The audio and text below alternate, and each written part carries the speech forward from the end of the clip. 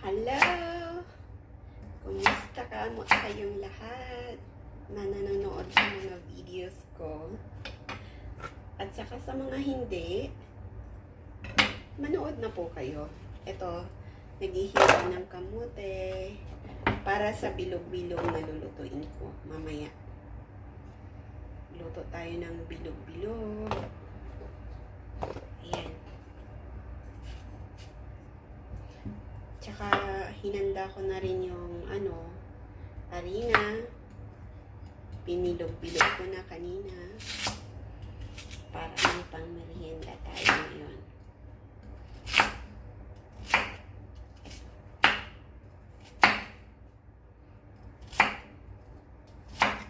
Maingay ang kutsilyo.